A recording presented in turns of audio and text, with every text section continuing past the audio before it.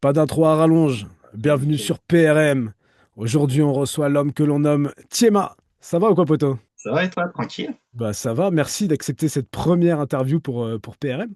Bah non, merci à toi, hein, je suis vraiment ravi d'être là, c'est super cool. Merci pour l'invite. Est-ce que tu peux te présenter pour ceux qui ne te connaîtraient pas? Alors, alors moi c'est Tuema, donc Tuema, je suis rappeur, je fais partie des fondateurs de La Boussole, qui est un label indé collectif représenté un peu aux quatre coins de la France.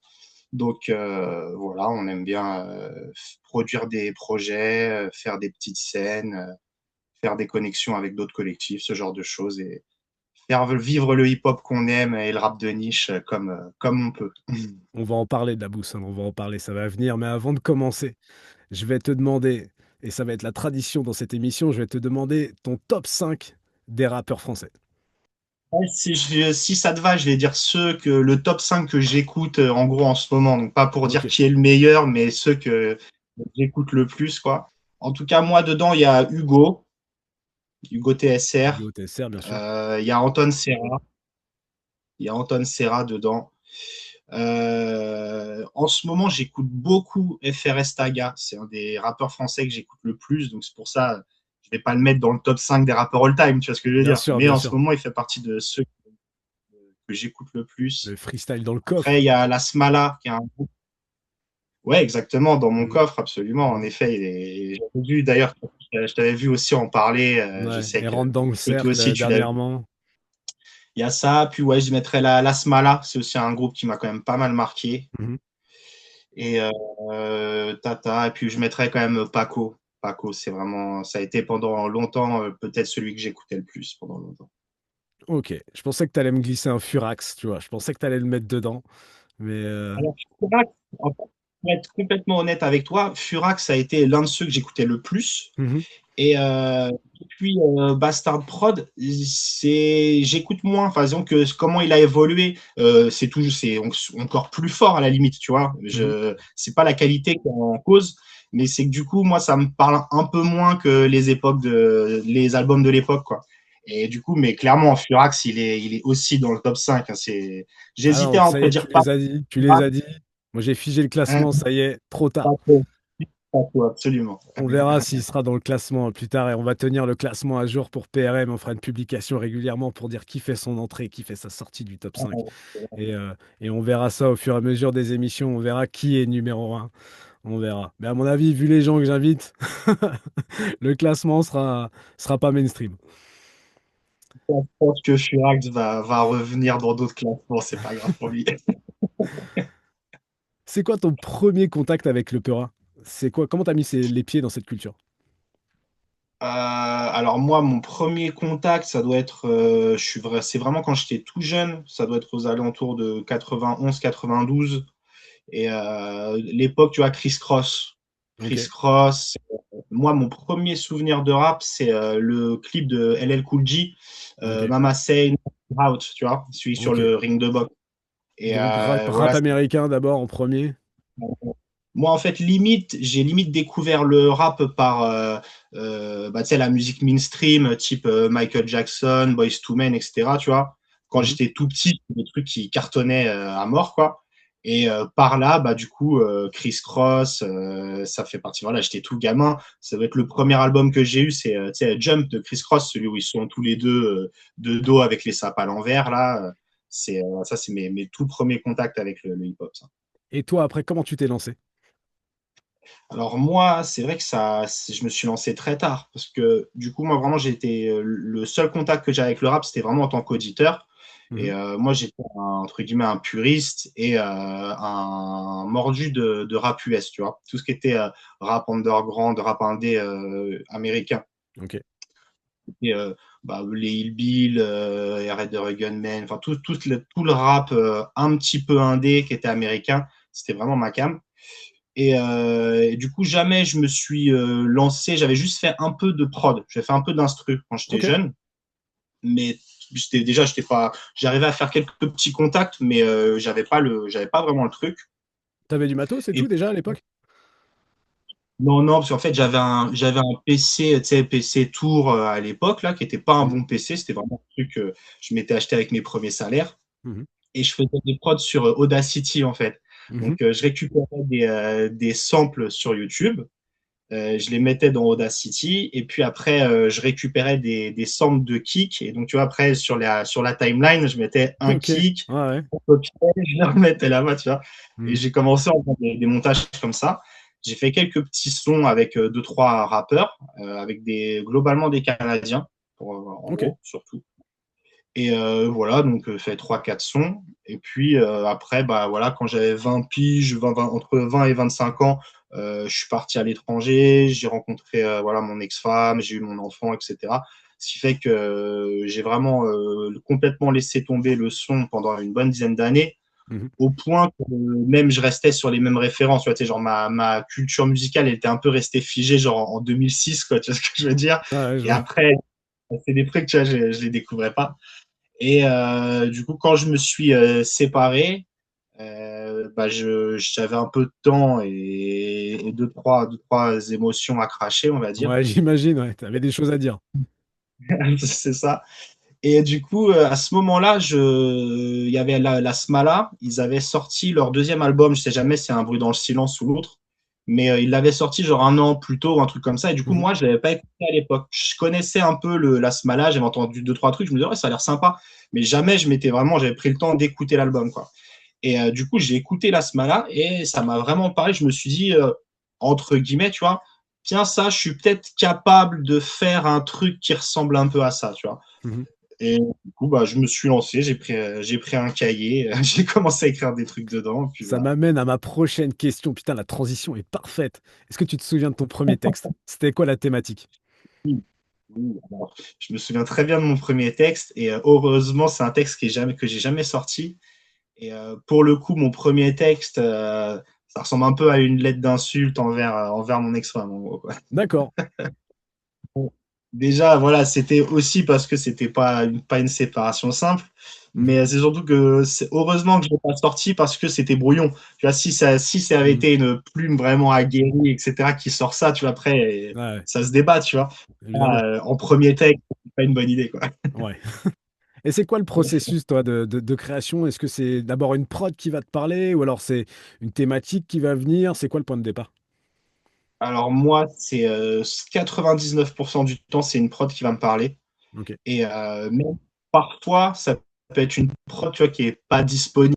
Tu vois, en gros, il y a un son qui sort, je l'écoute, et la prod, même tu vois, les moments où le mec rappe pas, tu vois, tout de suite, elle va m'inspirer, et je vais me dire, ah, il faut absolument que. Et donc, du coup, je vais arrêter, enfin, pas arrêter d'écouter ce morceau, tu vois, mais je vais me mettre à essayer de gratter un petit truc, une Ouais, petite balle, et puis après, j'y reviendrai plus tard avec une prod.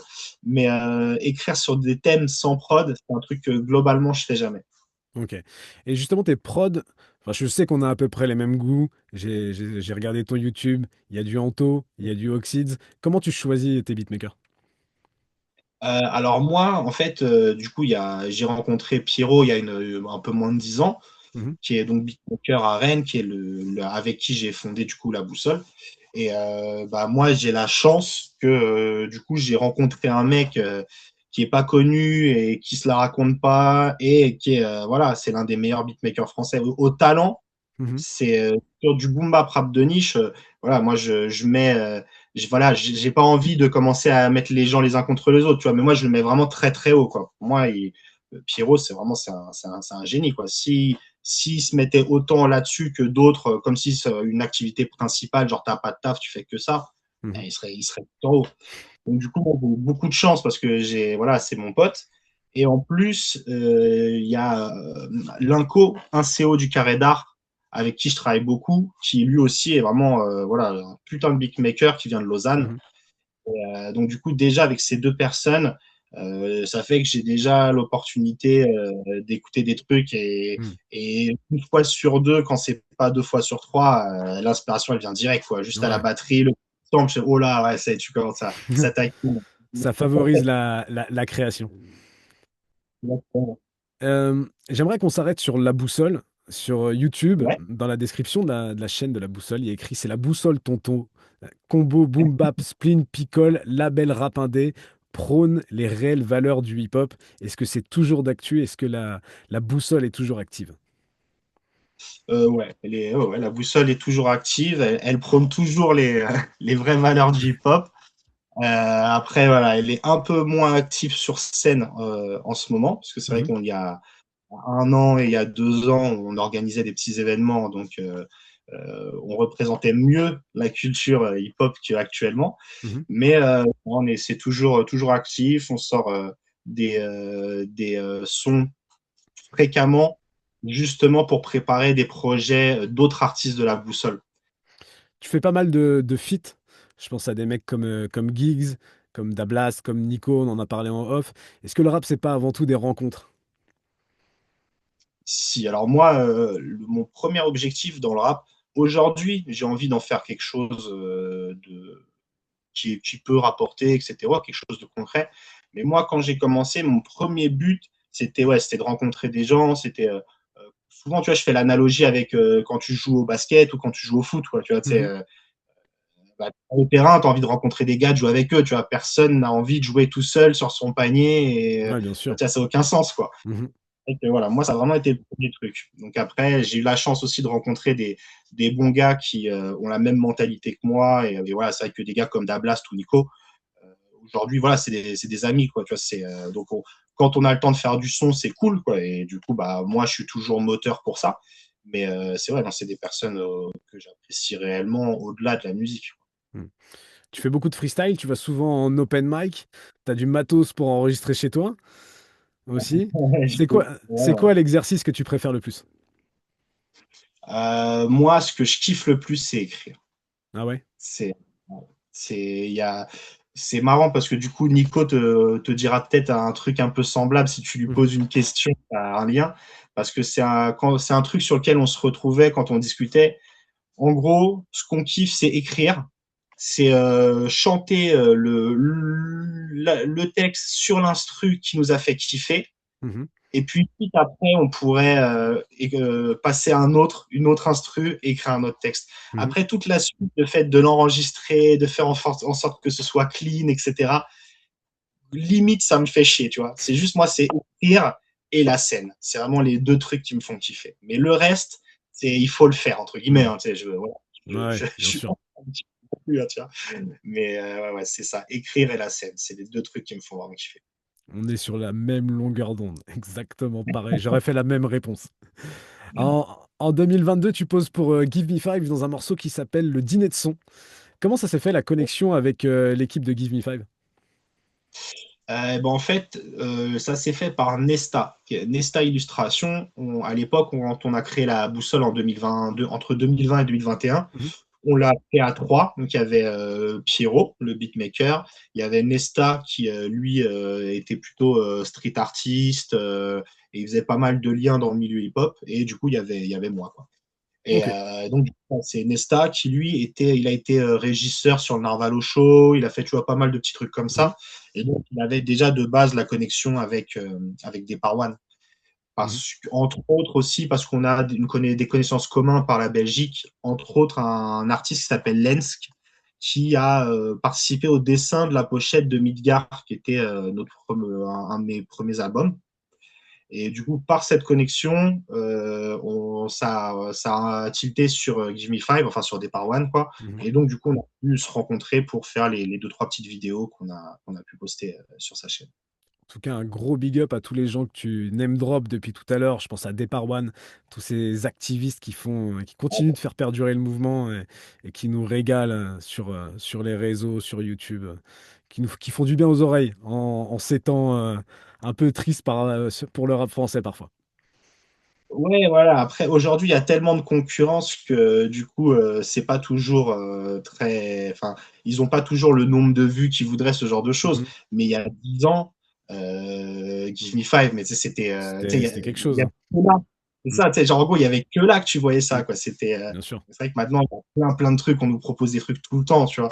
Mais à Mm. l'époque, Give Me Five, c'était un truc de ouf. Moi, c'est vrai que quand il y a eu la connexion avec Give Me Five, tu vois, c'était vraiment j'étais trop content, quoi, tu vois. Tu C'est un m'étonnes, truc, tu sais, bien sûr. putain, méga lourd, tu vois. Bah oui, pour la culture.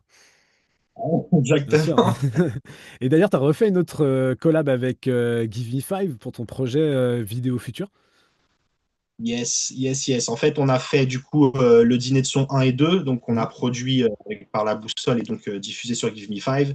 Et après, quand j'ai sorti le projet, donc avec Pierrot, le projet vidéo futur, on a diffusé le clip de Iquim dessus. Ouais. mhm.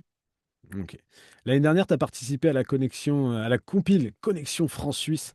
Est-ce que tu peux nous parler de ce projet? Bah, carrément. En plus, c'est cool que tu me lances sur ce projet parce qu'en plus, on prépare le volume 2. Donc, Ah c'est yes, parfait. cool. Voilà, donc Connexion Suisse-France, pour tout te dire, ça s'est fait au départ avec donc Le Carré d'Art, qui est un collectif donc suisse, Mhm, Brain Infinity Records, qui est donc un label qui vient de Mâcon, avec donc Aitoumi qui est à sa tête, et La Boussole, quoi. À trois, on a fait un groupe WhatsApp et on a essayé de connecter. Voilà, moi j'ai apporté du 700, un tel il a apporté autre chose, etc. Et on a essayé de faire un petit projet Connexion Suisse-France. Donc du coup, voilà, le volume 1, on a produit quelques petits CD, on a fait voilà, donc ce projet qui était, bah, mine de rien, nous quand on a lancé le gimmick Connexion Suisse-France, on s'est dit forcément, tu vois, qu'il y a déjà 8 connexions Suisse-France, tu vois, c'est mhm, tellement évident. Et en fait, quand on a regardé, on a fait ah bah non, ça n'a pas été fait. Donc on s'est dit bah mhm, lourd, on fait la première connexion Suisse-France et on voudrait essayer de faire grossir un peu le truc et de même pourquoi pas avoir des gens des deux côtés, tu vois, plus connus que la boussole ou le carré d'art, tu vois. mhm, Et donc voilà, là-dessus, on est là-dessus en ce moment, on est sur le volume 2, on a déjà on sort dans les morceaux qu'on sort au fur et à mesure sur les plateformes. De temps en temps, tu as une collab avec un CO où tu as le patch Connexion Suisse-France sur la pochette. mhm. C'est pour annoncer un peu pareil, etc. Et puis, bah, quand ce sera prêt, on va essayer de faire une belle compile pour le volume 2. Et bah, c'est ça, je pense, ce sera peut-être plutôt 2027 parce que le temps passe vite. Mais en tout Mhm. cas, ce sera prêt, ce sera là, quoi. Eh ben, on fera la promo sur PRM. On l'a fait pour le volume 1 et bien évidemment, on sera au rendez-vous pour le volume 2. Je vois que tout ça, c'est beaucoup de travail. Tu as un acharné. Dans le morceau On reste hip-hop, tu dis que tu partages ton temps entre le taf, le rap et ta fille. Comment est-ce que tu arrives à équilibrer la vie pro, la vie familiale et la passion du hip-hop? Alors, bah, aujourd'hui, c'est plus facile. Pendant un moment, c'est vrai que c'était. Moi, je suis quelqu'un qui, globalement, dort 4 heures par nuit, tu vois, en Ah moyenne. Tu ouais. sais, je suis sur une routine où, à 2h30 du matin, je me dis, ah là, c'est une galère, Mhm, faut amener la petite à l'école le lendemain. Tu vois, je suis sur ce genre de truc depuis mhm, des années, tu vois. Donc, ça fait que moi, j'étais vraiment comme ça, en mode charbon, tu t'arrêtes jamais, tu dors 4 heures par nuit, et puis voilà, quoi. J'ai fait ça pendant pas mal d'années. Mais aujourd'hui, ma fille, elle grandit. Ce qui fait qu'en gros, c'est limite moi qui vais aller la chercher. Si tu l'écoutais, limite, elle a plus besoin de moi, tu vois le délire. Donc, du coup, déjà, tu as du temps que tu récupères, tu vois, à ce niveau-là. Et sur le taf, aujourd'hui, je travaille de chez moi. Donc, du ok. coup, je garde mon temps complètement. Alors qu'avant, bah, comme tout le monde, tu vois, il fallait que j'aille sur les chantiers, chez le client, tu vas faire des trucs, des Ouais. déplacements. C'est beaucoup plus de temps, quoi. Aujourd'hui, je suis avec mon PC, on me demande des choses à faire, je les fais dans le timing que je veux les faire, avec Mhm. les objectifs que je veux, tu vois, etc. Avec Et mes donc, prods qui tournent en fond. c'est ça, Voilà. éventuellement. J'essaye du coup de compartimenter pour pas faire trop de, voilà, pour aussi pas Mm. faire de la merde.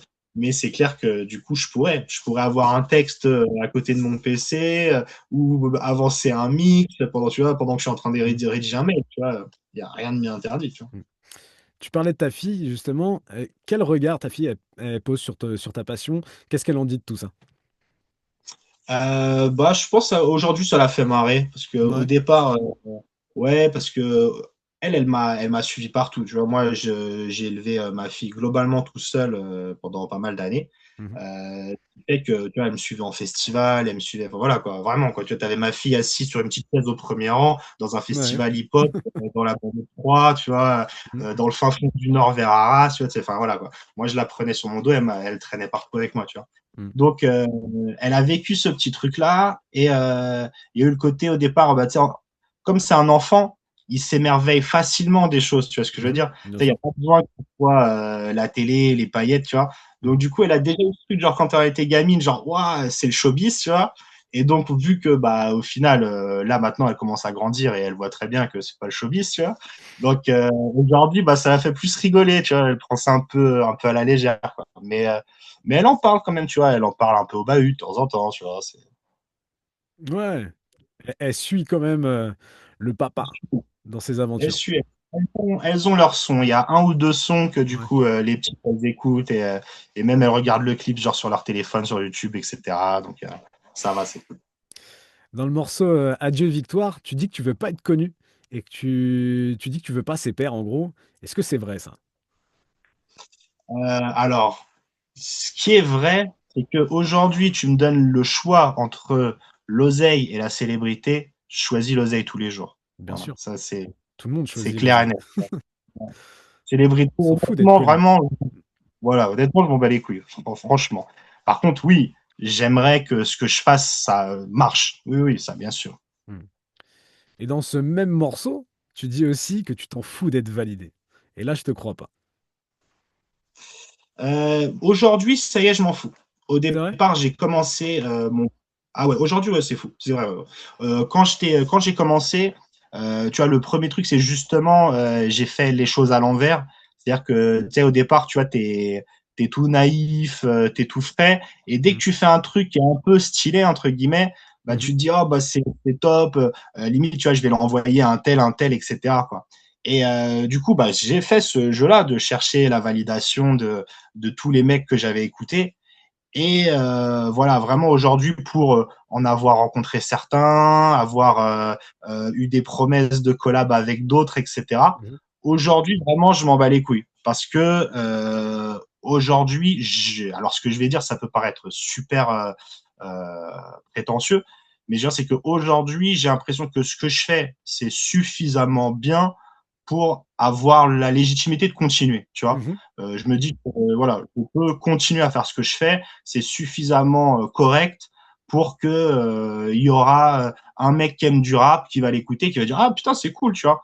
Et vraiment ça, c'est vraiment ça que je cherche. Savoir qu'un tel va me valider aujourd'hui, je serais content juste parce que ça va m'aider tu vois, à gagner de l'argent, à percer, ce genre de choses, tu Mhm. vois. Ça m'intéresse comme une démarche pragmatique à la con, tu vois. Mais vraiment le côté après ça flatte mon ego, hein. Je suis pas hypocrite. Je sais Bien très bien sûr, que si quelqu'un dit ah, ce que tu fais c'est mortel, ça va flatter bien mon sûr. ego. Mais voilà, que un tel aujourd'hui me dise typiquement, je vais pas dire son nom, mais il y a un rappeur que vraiment j'admirais de ouf qui un jour m'a un peu taclé, tu vois. Bah Mhm. j'ai eu du mal à m'en remettre, alors qu'en fait on s'en bat les couilles, tu vois, qu'il aime ce que je fais ou pas, tu vois. Mhm. Vraiment, tu vois, tu sais, les goûts, c'est pas parce que moi j'aime ce qu'il fait que lui va aimer ce que je fais, tu vois. Mhm. Donc voilà, donc c'est pour ça. Aujourd'hui, je pense que je suis vraiment sorti de ça. De ce que j'ai écouté, tu poses principalement sur du boom bap. Dans ton morceau avec Pierrot, tu dis que t'es vieux jeu et que t'as grandi à l'époque de la Prispéritel. Est-ce que comme moi, tu serais pas un vieux bloqué dans les années 90? Bah si, bah de toute façon, comme tu as dit comme moi. Donc on est Bah voilà. tous, et voilà, c'est notre génération, c'est comme ça. Moi, je suis né en 87. J'étais bercé par cette époque Mhm. et voilà. Et que ce soit la musique ou même la Coupe du Monde, tu vois, c'est un truc tout con, mais c'est quelque chose, ça a été trop fort, tu vois. On peut plus sortir de cette époque-là. Et du coup, tu penses quoi de l'état actuel du rap game? Alors, l'état actuel du rap game, donc ça, c'est vrai, ça, c'est une vaste question. Euh, si on prend tout le rap game, Dans l'ensemble, dans son euh, ensemble.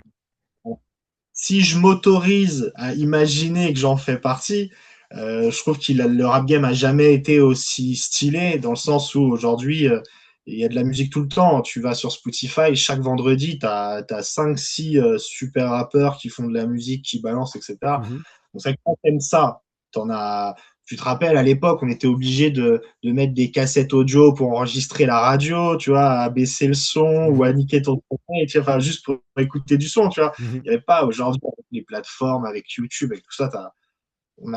Pour un fan, c'est rêvé, quoi. Mhm. Après, c'est sûr que la musique qui est mise en avant, que ce soit au niveau musical ou au niveau valeur, c'est pas ce que je préfère, c'est sûr. J'imagine, on commence à cerner le personnage et on est un peu sur la même longueur d'onde. Tu fais aussi pas mal de capsules sur Insta où tu parles de rap. Est-ce que tu peux nous dire un peu quel est le concept? Alors, le concept, c'est donc ouais, des petites capsules de quelques minutes à sortir tous les 2 jours, en gros. Mhm, Et l'idée, c'est on est parti sur l'idée de faire découvrir un son chaque lundi. Donc, un son, majoritairement, ça va être du Peura, mais j'essaye aussi de faire hors rap, de faire mhm, découvrir des petits sons, soit en reggae, soit en disco, soit, tu vois, c'est n'importe quoi. Dès qu'il y a une vibe qui me plaît, bah, et mhm. que j'ai envie de la mettre en avant, tu vois.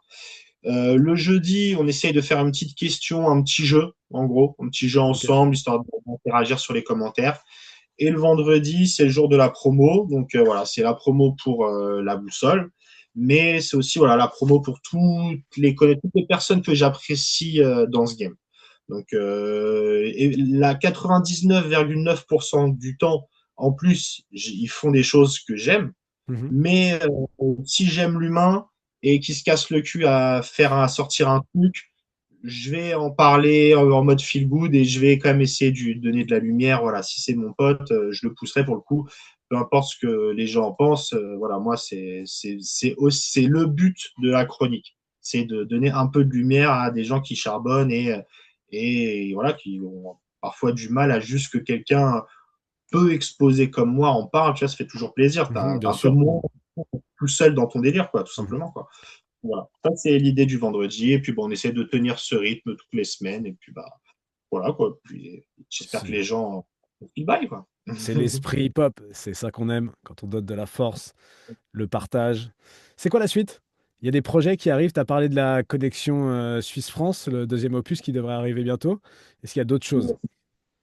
Alors, en gros, sur plusieurs projets en fond, la connexion Suisse-France volume 2, il y a aussi une autre compile. On avait sorti une compile qui s'appelait Hors Contexte volume 1 Mhm, et qui récupérait en gros tous les singles qu'on avait sortis pendant 3 4 ans. On les a remis, on a mis à peu près autant en inédit, on a fait une compile. Et là, on est en train de préparer un peu la même cuisine. Donc, on sort toutes les semaines ou toutes les 2 semaines des singles. Là, il y en a un mhm. qui va sortir à minuit, là, ce soir. Il y en a un qui est sorti vendredi dernier.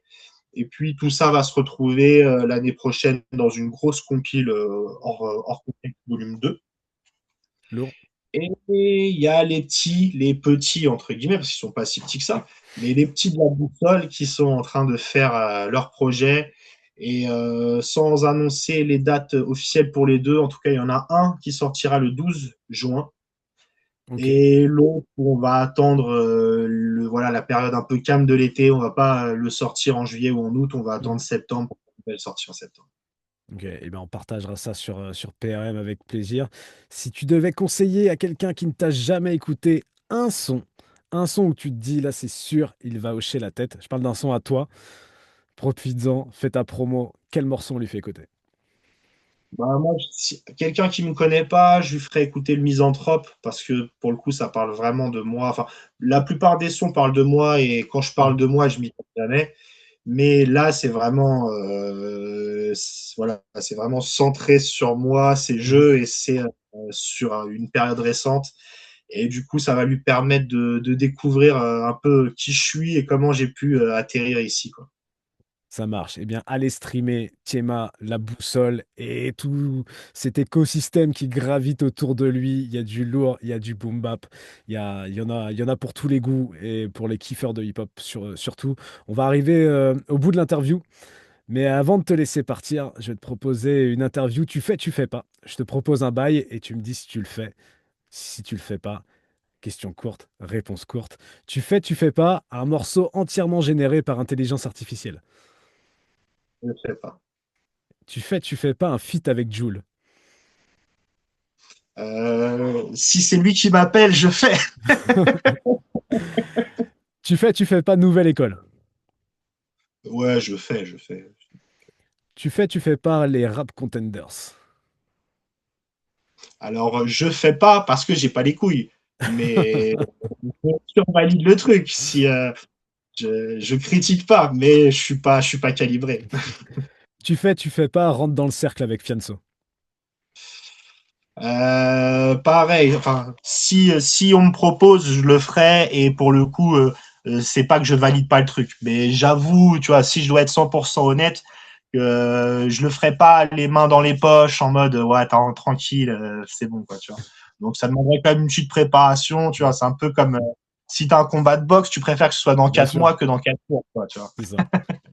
Tu fais pas le demi-festival.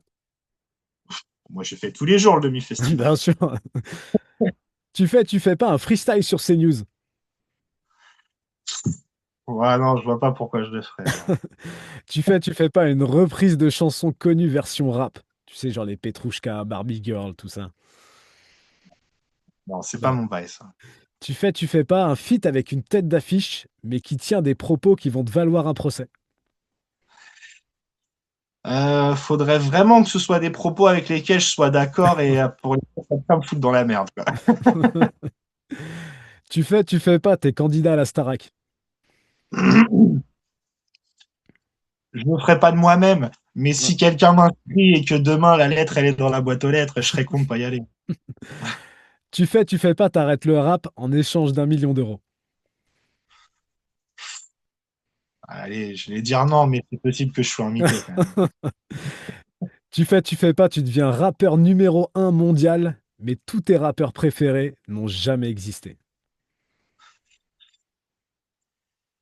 Ouais, bah du coup c'est pareil. Si s'ils ont jamais existé, du coup je pense que je les aurais oubliés moi C'est pas là. aussi. Merci Thiema, merci d'avoir accepté cette interview. C'était la première sur PRM. Ça fait grave plaisir. Tu reviens quand tu veux et c'était un plaisir. Tu as bien répondu. C'était un pur kiff. Bah, un grand merci à toi, merci beaucoup pour tout ce que tu fais. Et puis bah impatient de voir le résultat. Et puis bah ça fait super plaisir. N'hésite pas, besoin de quoi que ce soit, je suis là. On est là. On se voit très bientôt sur PRM. Merci de nous avoir suivis. À la prochaine.